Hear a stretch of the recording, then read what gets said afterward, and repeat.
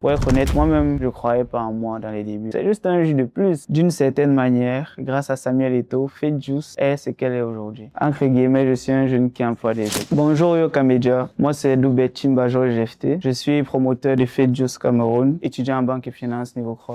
En fait, le nom Fake Juice, c'est mon nom. Doubet, ça veut dire la foi en Douala. Alors j'ai lancé Fake Juice parce que d'habitude à la maison, je faisais les jus pour recevoir les invités. Donc j'ai un tonton qui est venu à la maison, il a beaucoup aimé. Il m'a dit, tu peux te faire beaucoup d'argent avec ça. Moi, je voyais pas trop. Moi, je faisais juste mes jus, quoi. C'est juste le jus. J'ai fait et tout et il a financé. C'est comme ça que j'ai pu lancer. J'ai débuté avec un montant approximatif de 700 000 par là, oui. Lorsque j'ai lancé ma marque, les difficultés, bien évidemment, c'est la visibilité et la conservation. Je ne fais que dans le 100% naturel, donc c'est très compliqué de conserver mes jus. L'apparition de Samuel Eto'o sur mes pages, c'est un levier marketing. Nous ne parlons pas de partenariat ici. C'est juste un homme, une célébrité au grand cœur qui a bien aimé le projet et qui a voulu me soutenir. C'est comme ça que j'ai pu faire certaines vidéos avec lui. Pas particulièrement booster les ventes, les pages, tout. Je crée mon compte Insta. Je suis à 36 abonnés max. Quand je viens, je lui présente la marque et tout. Voilà, il dit, OK, viens, faisons une story. Et la même nuit qu'il me met sa story, je passe à plus de 400 abonnés. Sur TikTok, la vidéo la plus vue, 6,3 millions de vues. Après les vidéos ou bien les stories,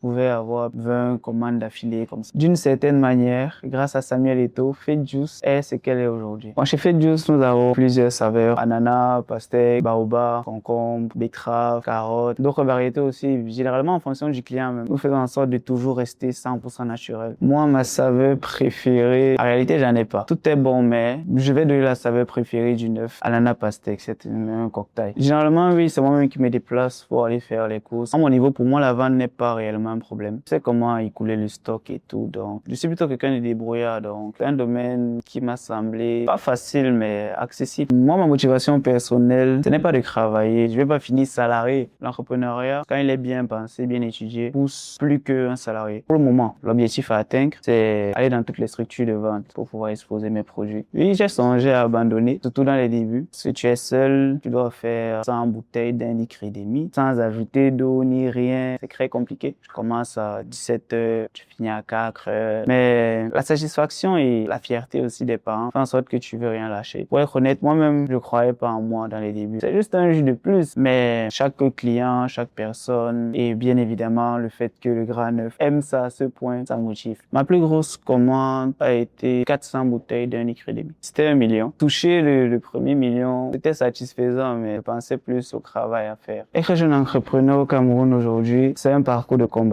Rien n'est facile en réalité. Le conseil que je peux donner, c'est que l'idée ne reste pas l'idée.